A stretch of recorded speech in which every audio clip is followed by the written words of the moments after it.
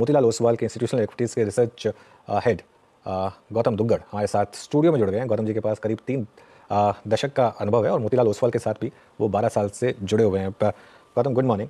सबसे पहले तो इतनी शानदार रिपोर्ट लिखी है आपने, मैं पढ़ रहा था और कल मेरी और आपकी बातचीत भी हो रही थी। मैं आपसे पूछ रहा था कि आपकी रिपोर्ट जो है ना उसको मैं हर क्वार्टर में I look forward to it, क्योंकि सबसे आई थिंक अर्निंग्स में सबसे शानदार रिपोर्ट आपकी होती है और वो एक रिपोर्ट पढ़ने के बाद और किसी रिपोर्ट को पढ़ने की ज़रूरत होती नहीं है।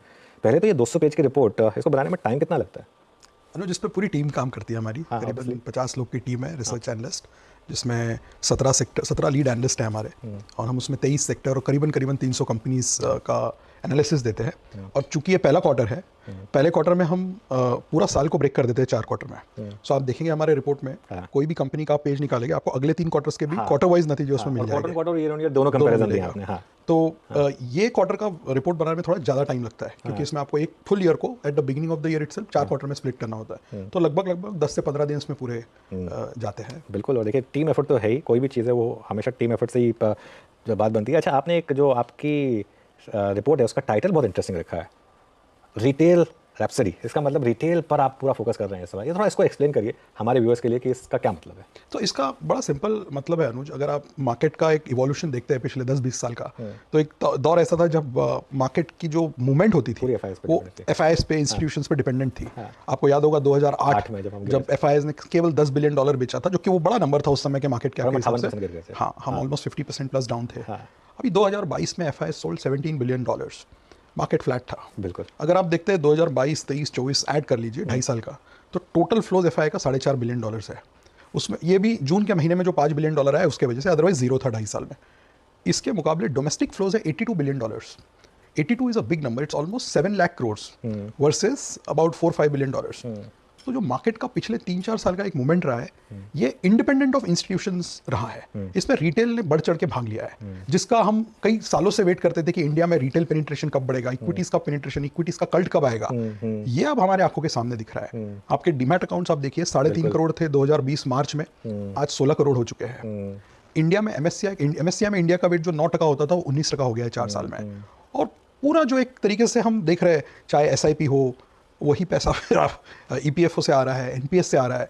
रिटेल बड़ा बढ़ चढ़ के हिस्सा लिया। और एक कहावत होती थी पहले, एक परसेप्शन था कि रिटेल हमेशा तेजी के बाजार में खरीदता है, इसलिए हमने वो पॉइंट बहुत प्रोमिनेंटली मेंशन किया है हमारे रिपोर्ट में कि on this count at least this time it is Indeed different.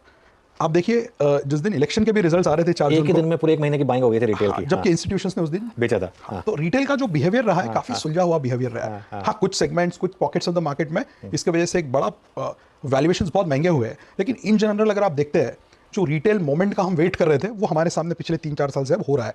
और हमारा ये व्यू है कि ये यहाँ से और बड़ा होगा, क्योंकि जो पैसा बाजार में आया है आज भी, अगर आप सारे सूत्र ऐड कर ले, mutual fund, AIF, insurance, PMS, EPFO, NPS सब मिला लेते हैं तो $3.5-4 बिलियन होता है। अगर आप उसका एक रन रेट निकालते हैं, yearly average will be $45-50 billion, जो कि आज के डॉलर रेट के हिसाब से 4 लाख करोड़ है। जबकि आपका जो टोटल डिपॉजिट्स है इंडिया का 210 लाख करोड़ के आसपास कुछ नंबर है, जो सालाना 10 से 12% बढ़ रहा है। तो इतना रिटेल में और इतना मार्केट में अच्छा रिटर्न के बावजूद भी डिपॉजिट एक्रेशन सालाना 20 लाख करोड़ है, और इक्विटी में सब मिला के 4 लाख करोड़ आ रहा है। मैं उस पर आ रहा था एक्चुअली, अब वो क्योंकि आप मार्केट पर आते हैं और मेरा अगला सवाल यही था। मार्केट का सबसे बड़ा सेक्टर है बैंक्स, और एक चीज़ तो क्लियर है, बैंकों को डिपॉजिट नहीं मिल रहे हैं। और डिपॉजिट नहीं मिलेंगे तो बैंकों की अर्निंग्स बढ़ेगी कैसे? सब बैंकों में देख रहा था क्वार्टर डिपॉजिट कम हो रहे हैं। एक रिस्क ये लग रहा है कि कहीं हर कोई अब कह रहा है कि नहीं, अब डिपॉजिट नहीं रखना, मुझे एफडी नहीं करनी, मुझे सेविंग्स में नहीं रखना, मैं स्टॉक मार्केट में डालूंगा, एसआईपी करूंगा। हर कोई ये करने लगेगा, तो अगर इतना सबसे बड़ा सेक्टर है उसमें अगर दिक्कत आ गई तो बैंकों पर अब आपका क्या व्यू बन रहा है फिर? नहीं अनुज, पहले तो ये बात है कि जो पैसा इक्विटी मार्केट में आता है, एसआईपी में आए, म्यूचुअल फंड में आए, लमसम में आए, डायरेक्ट इक्विटी के थ्रू आए, वो बैंकों के जरिए ही आता है, राइट? आप जब एसआईपी करते हैं, बैंक्स को एक मैंडेट देके करते हैं। हाँ, बट उससे बैंक कुछ ज़्यादा तो अर्न नहीं करते। तो हम आ रहा हूँ उस पर। आपका जो डिपॉजिट एक्रीशन है अभी 12-13% का ग्रोथ है, जो कि आप चाहेंगे कि अगर क्रेडिट ग्रोथ 15-16 है तो शायद डिपॉजिट भी 16-17 रहे। तो 3-4% का एक वो गैप है जहाँ पे बैंक्स को थोड़ी मेहनत करनी पड़ेगी। चाहे आप डिजिटल साइड देखिए या ब्रांच पेनिट्रेशन देखिए, वो बढ़ना चाहिए। उसीलिए हमने देखा कि रेट्स नीचे नहीं आ रहे हैं, डिपॉजिट्स के लिए कंपटीशन हो रहा है, और पिछले 5 क्वार्टर से बैंक्स के जो मार्जिन है वो नीचे आए हैं, राइट? और क्रेडिट डिपॉजिट रेशो, जिसके बारे में लगभग हर बैंक्स ने कमेंट किया है, इनफैक्ट आरबीआई ने भी कुछ दिनों पहले फिर से उस पर कमेंट किया है। एक बड़ा इंपॉर्टेंट रेशो उभर के आया है पिछले 6-9 महीनों में। पहले साल भर पहले कोई क्रेडिट डिपॉजिट रेशो की बात नहीं करता, इट बिकॉज निम्स में प्रेशर आया है और डिपॉजिट का ग्रोथ थोड़ा आगे पीछे हुआ है। तो हम ये देख रहे हैं कि क्रेडिट डिपॉजिट रेशो को लेकर थोड़ी सी एक मार्केट में कंसर्न हुई है। बट मुझे लगता है कि दोनों चीज़ें साथ में हो सकती है, राइट। आपका इक्विटी का पेनिट्रेशन पूरा इंडिया में आज भी 5% है, अगर आप सेविंग्स का पेनिट्रेशन देखते हैं, राइट। और फिक्स डिपॉजिट का पेनिट्रेशन है 37%. So if you look at 100 rupees of a saving, 37 is still going into fixed deposit. 18 is going into real estate, then gold, then small saving schemes. और आखिरी का जो 5% बचता है वो इक्विटी और म्यूचुअल फंड में आ रहा है। वो बढ़ रहा है तो कहीं वो थोड़ा इंटरमिटेंट रिस्क रहेगा, बट ये बहुत अच्छी चीज हो रही है। क्योंकि इक्विटी के जो पिछले 40-45 साल के अगर आप रिटर्न देखते हैं, ये साइकिल भी छोड़ देते हैं, 10-15 रोलिंग रिटर्न आप देखिए, इक्विटी ने हमेशा एक एटलीस्ट आप इंडेक्स ले लेते तो 12-13% का आपको एक कंपाउंडिंग दिया है। तो एक डेमोग्राफी जो हमारा है, यंग डेमोग्राफी, जहाँ पे सेविंग्स रेट ज़्यादा है अभी और इक्विटी पेनिट्रेशन कम है, तो आगे के हिसाब से अगर आप सोचते हैं अगला 10-20 साल जहाँ पे सेविंग्स जोर से बढ़ने वाली है, अगले 25 साल में जो हमारा अनुमान है कि अगले 25 साल में जो सेविंग्स दर रहेगी, टोटल सेविंग्स जो क्यूमुलेटिव इंडिया का रहेगा on a high base of GDP, एक बहुत बड़ा आंकड़ा रहेगा। ये पूरा का पूरा पैसा अब आपको फिक्स डिपॉजिट में नहीं जाएगा, बिकॉज लिटरेसी भी बढ़ रही है, राइट। फाइनेंशियल लिटरेसी भी इंडिया में बढ़ रही है, और जो लोगों ने पैसा बनाया है पिछले 5-10 सालों में, वो फिक्स डिपॉजिट से कहीं ज़्यादा बनाया है। तो बैंकों को उस पर कुछ इनोवेशन लाना होगा डिपॉजिट एक्विजिशन के लिए। बैठे बिठाए अब डिपॉजिट आपके यहाँ पे नहीं आएंगे। बिल्कुल। वीरू, गौतम जी, अभी थोड़ा सा BFSI पे रहते हैं क्योंकि आपने काफ़ी एम्फेसाइज किया इस पे, और क्योंकि आप हिस्टोरिकली बीते 4-5 इंटरेक्शन में रियल स्टेट पे काफ़ी बुलिश थे। NBFCs में ही HFCs और गोल्ड फाइनेंस कंपनियां, यहाँ पे आपका टेक क्या है? पिछले 3 महीने वाकई HFCs के लिए सरप्राइजिंग रहे। हमारे पास available LIC housing finance, Canfin Homes सारे ऑल टाइम हाई पे हैं। ये दो स्पेस कैसे लग रहे हैं आपको इस वक्त? इन स्पेस पे हमारा एक neutral to marginal positive view रहा है। इसमें अगर आप हमारे मॉडल पोर्टफोलियो को देखेंगे तो हमारे पास PNB हाउसिंग फाइनेंस एक डायरेक्ट प्ले हमने रखा है, बिकॉज हमें लगता है वहाँ पे प्रोपोर्शन ऑफ रिटेल AUM काफ़ी अच्छे से बढ़ रहा है, बैलेंस शीट क्लीन अप हो चुका है। दूसरा, वैल्यूएशन अभी भी बहुत सस्ते हैं वहाँ पे, तो हमें PNB हाउसिंग वहाँ पे ठीक लगता है। दूसरा, आपने व्हीकल फाइनेंस की बात की, वहाँ हमें लगता है कि ये क्वार्टर के नंबर थोड़े से बेटर रहेंगे compare to housing finance, because margins are relatively stable to upward sloping there. तो वहाँ पे हमारा प्रेफरेंस रहा है चोला, और वो चोला भी हमारे मॉडल पोर्टफोलियो में है काफ़ी टाइम से। बट इन जनरल अगर आप हमारा पूरा एक व्यू देखेंगे फाइनेंशियल्स पे, तो पिछले 2-2.5 साल से हम PSU बैंक्स पे बहुत पॉजिटिव रहे हैं, और ये क्वार्टर में भी हमने उसमें कोई चेंज नहीं किया है। हमारा अभी भी प्राइवेट बैंक्स पे अंडरवेट है और PSU बैंक्स पे एक बड़ा ओवरवेट बना हुआ है। So total financials we are neutral, but within that PSU bank is a big overweight, private bank is a small marginal underweight, and NBFC is a neutral position. Gautam ji को जितनी बार सुनते हैं उतनी बार लगता है कि स्टे विद PSU बैंक्स। आपका conviction वाकई अगर आप देखें पिछले कम से कम मैं 4 क्वार्टर्स में देखूं बहुत स्ट्रॉन्ग रहा है सर यहाँ पे। अच्छा, दूसरा फैक्टर जो इस रिपोर्ट में मेंशन किया गया है, अर्निंग्स को ड्राइव करेगा BFSI और ऑटो पे आपका टेक इस वक्त। अब ऑटो बहुत धड़े हैं, commercial vehicle segment, passenger vehicle segment, 2 wheeler space, and then tyre space और बैटरी स्टॉक्स, सब में अच्छा मूव दिखा हमने। यहाँ से कोई स्पेशल पर्टिकुलर अगर आप देखें जो चंक आप पिक करना चाहें? सॉरी, तो मैं कह रहा था ऑटो पिछले 2 साल का one of the best performing sector रहा है, अर्निंग्स के लिहाज से भी देखते हैं और स्टॉक मार्केट के परफॉर्मेंस से भी। इनफैक्ट इस क्वार्टर के हमारे रिपोर्ट में हमने अभी ऑटो को ओवरवेट से अंडरवेट कर दिया है, राइट। हमारा एक ओवरवेट पोजीशन था मॉडल पोर्टफोलियो में। पिछले 3 महीने में जो रैली आई है, महिंद्रा एंड महिंद्रा 44%, हमारे पास मदरसन था संवर्धना इन द मॉडल पोर्टफोलियो, वो स्टॉक पिछले 3 महीने में 72% रिटर्न दिया है, और क्राफ्ट्समैन था 35% रिटर्न मिला है उसमें 3 महीने में। तो हमने इस रैली को यूज़ किया है थोड़ा सा वेट कम करने में। तो अभी हमारे पास महिंद्रा एंड अशोक लेलैंड, ये 2 पिक्स रखे हमने मॉडल पोर्टफोलियो में। अर्निंग्स काफ़ी ठीक रहेगी, 18% का ग्रोथ का हमारा अनुमान है ये क्वार्टर में, जिसमें 2 व्हीलर्स थोड़ा सा आउट परफॉर्म कर सकता है, और वॉल्यूम्स के नंबर आ ही चुके हैं। बट आगे जाके हमें लगता है अर्निंग्स अब थोड़ी सी स्टेबलाइज होगी ऑटो सेक्टर में। पिछले 8 क्वार्टर धमाकेदार रहे हैं ऑटो के, इसलिए 18% भी थोड़ा मॉडरेट लगता है। और ये फर्स्ट हाफ का जो 18% रहेगा, सेकंड हाफ में हमें लगता है ऑटो के अर्निंग्स 10-12% के आसपास आ जाएंगे, इसलिए हमने उस सेक्टर को थोड़ा सा अंडरवेट कर दिया है। और वो वेट हमने डाला है IT और फार्मा में, जहां हमने अंडरवेट और न्यूट्रल स्टांस को दोनों इसमें ओवरवेट कर दिया है। सो IT जो अंडरवेट था उसको ओवरवेट कर दिया है, और फार्मा जो न्यूट्रल था उसको भी ओवरवेट कर दिया है। तो ऑटो हमारे लिए बहुत अच्छा परफॉर्म किया पिछले 2 साल में, उस रिटर्न्स का हमने अभी रीएलोकेशन कर दिया है। बिल्कुल। अच्छा, सिंस बात कंजम्पशन की हो रही है, ऑटोज़ की हो रही है, तो एक दूसरे साइड ऑफ कंजम्पशन पर आते हैं। मतलब जो पिछले आई थिंक 9 महीने में आप सबसे आगे रहे हैं स्ट्रीट में, वो है ट्रेंट। और लगातार आपने जो टारगेट्स दिए हैं, और जबकि जब उस समय आप टारगेट देते थे तो अग्रेसिव लगते थे, और वो उसको उन्होंने बार बार एक्सीड किया है। क्या अब, लेकिन 2 चीज़ें, एक तो क्या बेस इफेक्ट कैचअप हो गया, और एक क्या अब स्टॉक बहुत महंगा हो गया, अब क्या भी बन रहा है यहाँ पर? सो अनुज, बिल्कुल सही कहा आपने, बट मैं एक सच्चाई बता दूं आपको, ट्रेंट का भाव जब 1000 रुपया था 2-2.5 साल पहले, तब भी मुझे वो महंगा लगता था। फिर क्योंकि हमने अपग्रेड ही 800 रुपये पे किया था इसको 2.5 साल पहले, 2-2.5 साल पहले। फिर हमें 2000 पे भी महंगा लगा, फिर लास्ट ईयर 3-3.5। मलाबार हिल्स की प्रॉपर्टी हो गई ना, वो तो कभी भी देखोगे महंगी लगेगी वो। लेकिन आपने एक सही बात कही है, अभी इसका बेस काफी बड़ा हो गया, मार्केट कैप बहुत बड़ा हो गया है। दूसरा, इसके निफ्टी में भी आने की अभी आशंकाएं बढ़ गई है।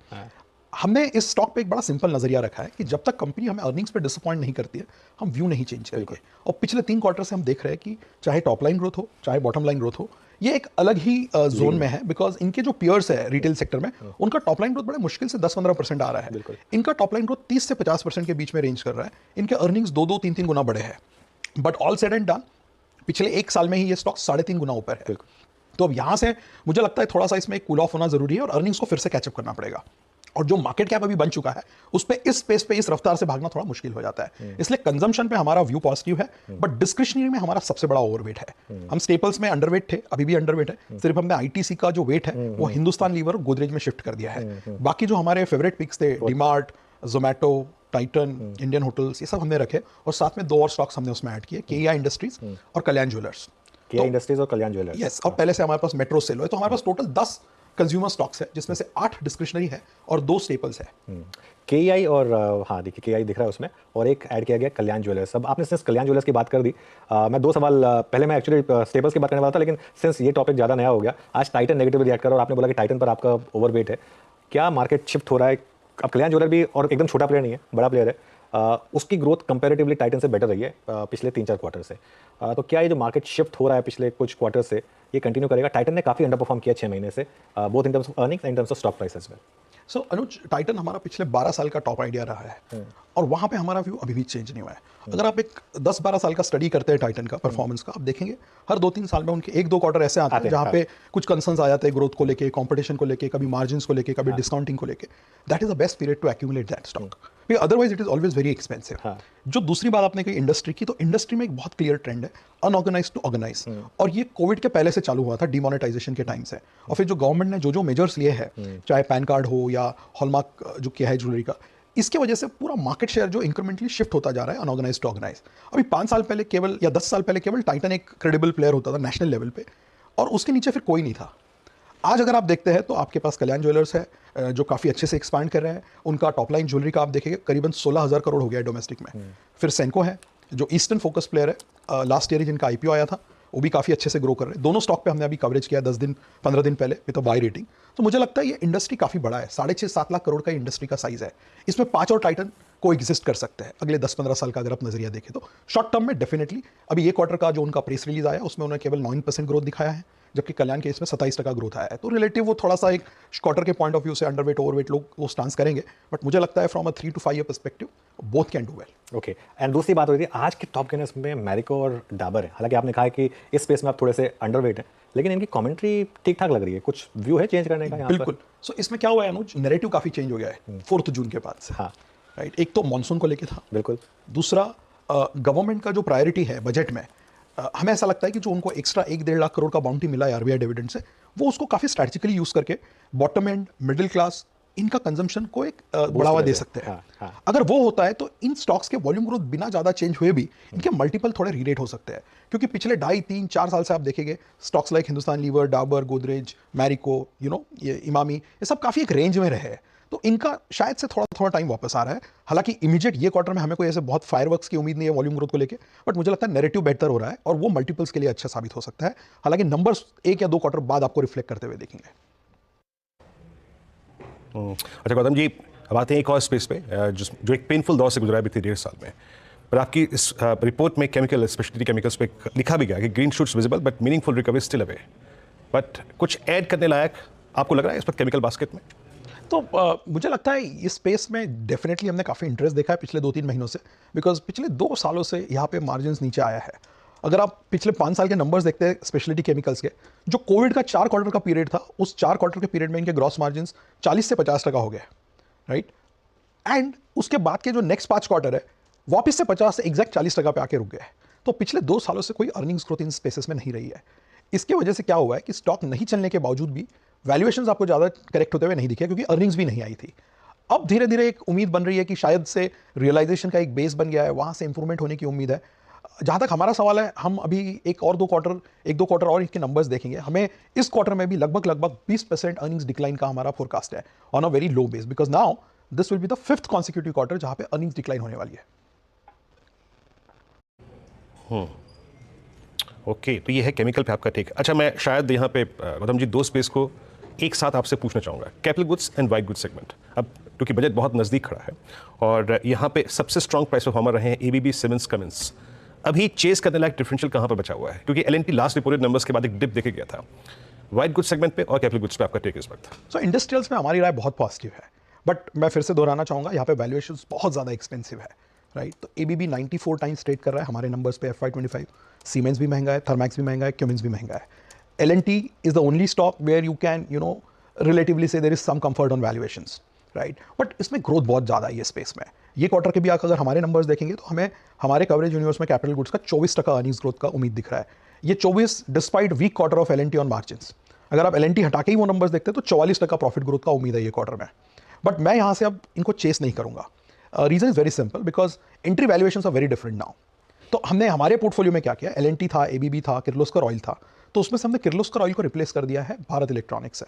किर्लोस्कर ऑयल हमने अभी 6 महीना पहले ऐड किया था 590 के प्राइस पे, वो 6 महीना में 135% रिटर्न दे चुका है। अभी भी वैल्यूएशंस रिलेटिवली बेटर है वहाँ पे वर्सेस क्यूमिंस, बट हमें लगता है कि अभी रिलेटिव रिस्क रिवॉर्ड थोड़ा सा अनफेवरेबल हो चुका है इन सब स्पेसेस में। तो यहाँ पे बहुत कॉशन के साथ डिसीजन लेने की ज़रूरत है, बिकॉज सबसे ज़्यादा ओवर हीटेड स्पेसेस यही है, defence, railways, manufacturing, capital goods. तो कहीं ना कहीं यहाँ पे कभी या तो एक प्राइस करेक्शन या टाइम करेक्शन होना बहुत ज़रूरी है वैल्यूएशंस को थोड़ा सा और कंफर्टेबल होने के लिए। ओके, एक आखिरी सवाल, कोई डार्क हॉर्स अगर जो ध्यान में रखना है इस क्वार्टर में? मुझे लगता है जो अभी वीरू ने एक सवाल पूछा था वाइट गुड्स का, हाँ। उनके नतीजे बहुत अच्छे आएंगे, एक्सपेक्टेशंस ऑलरेडी अच्छे हैं। मुझे लगता है नतीजे उम्मीद से बेहतर आ सकते हैं। प्राइस में है कि नहीं है? प्राइस में जरूर है थोड़ा बहुत, बट जब आपका ट्रेंड चेंज होता है अर्निंग्स का, राइट, क्योंकि सीजनल सेक्टर है, राइट, यहाँ पे आपका हीट वेव था तो AC रिलेटेड कंपनीज, जब ट्रेंड चेंज होता है तो नतीजे उम्मीद से आने के बावजूद भी स्टॉक ज़्यादा रिएक्ट करते हैं। थोड़ा बहुत आपने मूवमेंट ऑलरेडी देखा है, स्टॉक्स लाइक उल्टास, पॉलीकैब, हैवेल्स काफ़ी चढ़ चुके हैं, बट उनके नंबर्स काफ़ी अच्छे आएंगे इस क्वार्टर में। मुझे लगता है कि ये स्पेस जो पिछले 1-2 साल से थोड़ा सा बैकबर्नर में चला गया था, कंज्यूमर स्टेपल्स, कंज्यूमर ड्यूरेबल्स, यहाँ पे एक थोड़ा सा रिकवरी आपको देखने मिलेगा। और सबसे बड़ा डार्क हॉर्स आज का है IT। 3 साल से आप देख रहे हैं स्पेशली लार्ज कैप IT कहीं नहीं गया है। इन्फोसिस के दाम आज भी अक्टूबर 2021 भाव से नीचे है। किसी को कोई एक्सपेक्टेशंस नहीं है ये सेक्टर से, राइट। 5-6% ग्रोथ का उम्मीद है टॉप प्रॉफिट लेवल पे YOY। हमने ये सेक्टर को अभी अपग्रेड किया है अंडरवेट से ओवरवेट, इसी उम्मीद से कि वैल्यूएशंस थोड़े आपके फेवर में है और इंक्रीमेंटली बेस भी फेवरेबल होते जा रहा है। थोड़ा भी अगर IT सेक्टर का कमेंट्री पॉजिटिव हो जाता है तो एक आपका यहाँ पे रिलेटिव रिस्क रिवॉर्ड बेटर है बाकी सेक्टर्स के मुताबिक। ऑलराइट, चलिए गौतम जी बहुत बहुत शुक्रिया आपसे